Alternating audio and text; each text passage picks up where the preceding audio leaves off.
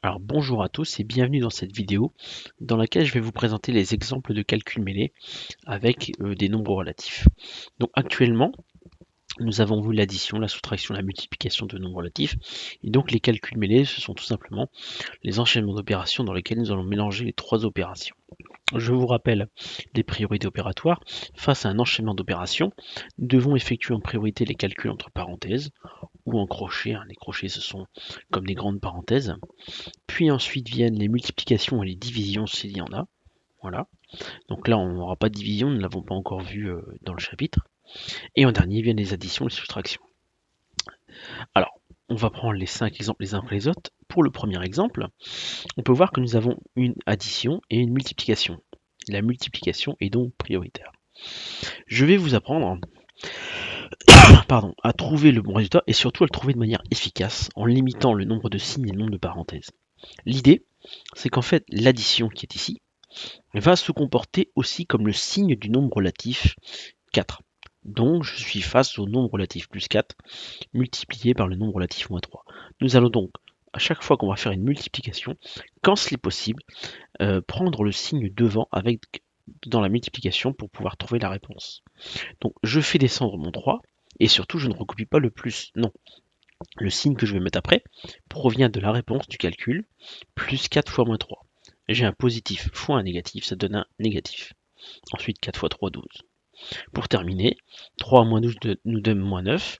Je vous rappelle pour ceux qui ont des difficultés que le nombre relatif plus 3 peut être attribué comme un gain et le nombre relatif moins 12 comme une perte. Donc je gagne 3 et je perds 12. Au final j'ai perdu 9, ce qui donne le nombre relatif moins 9. Ne pas hésiter à contrôler à chaque fois votre résultat à la calculatrice. Concernant le calcul grand B, c'est exactement la même chose. J'ai une soustraction, une multiplication, la multiplication est prioritaire, et je vais prendre le signe devant avec pour l'attribuer au 9. Je fais donc descendre le premier 9. Ensuite, négatif et négatif donnent du positif. 9 fois 5, 45. Pour terminer, 9 et 45, 54. Donc le piège, bien sûr, c'est de se tromper dans les priorités, de faire la soustraction en premier alors que c'est bien la multiplication qui est prioritaire. Alors, pour le C, c'est toujours le même fonctionnement. La multiplication est prioritaire, sauf que là, regardez, le premier nombre de la multiplication a déjà un signe. Donc dans ce cas-là, nous n'allons pas affecter le signe moins. On ne va pas le prendre avec ce signe moins-là. Donc je fais descendre le moins 4 et le moins. Moins 2 fois moins 3, le produit de deux nombres relatifs de même signe donne un nombre positif. 2 fois 3, 6. Alors soit vous prenez le temps de bien l'écrire comme ça, soit vous savez que le signe plus du 6 n'est pas obligatoire. Du coup, les parenthèses ne servent pas non plus, et on arrive directement à la ligne en dessous.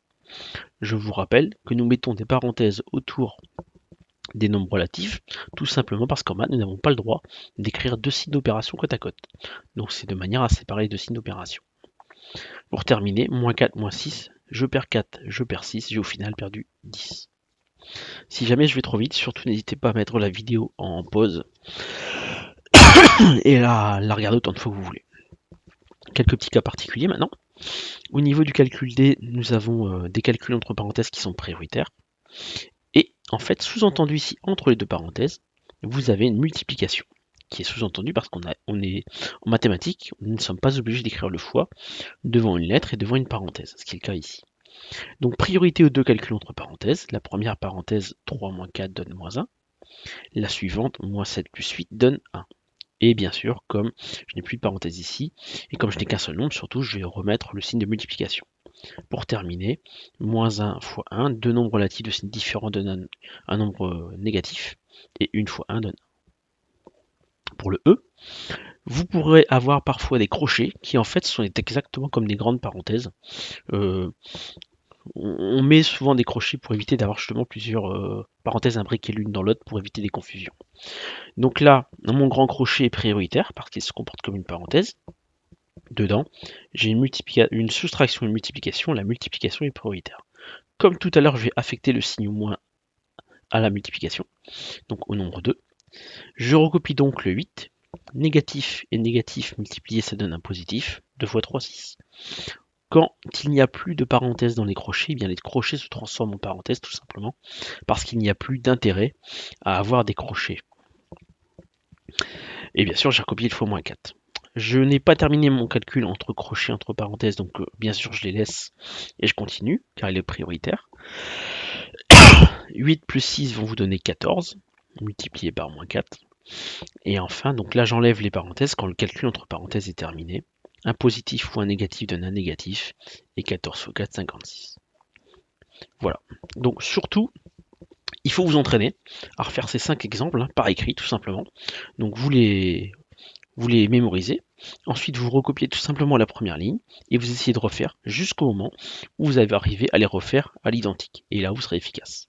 Au niveau timing, un petit calcul comme ça, grand maximum le temps de le faire et vous relire, 1 minute. Les meilleurs en 30 secondes. Et quand c'est un peu plus compliqué, 1 minute 30 voire 2 minutes. Plutôt 1 minute 30 quand même.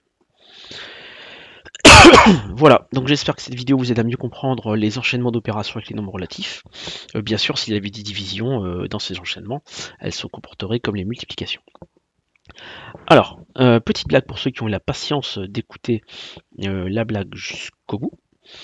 Donc, dans un bus londonien, il y a une blonde. Alors, je vise aucune collègue d'anglais, bien sûr. Une blonde qui est affolée et qui crie à une amie: tu sais, je viens de regarder à l'étage et heureusement qu'on est installé en bas parce qu'en fait, il n'y a pas de chauffeur en haut. Voilà. Bon, allez, à bientôt dans une prochaine vidéo.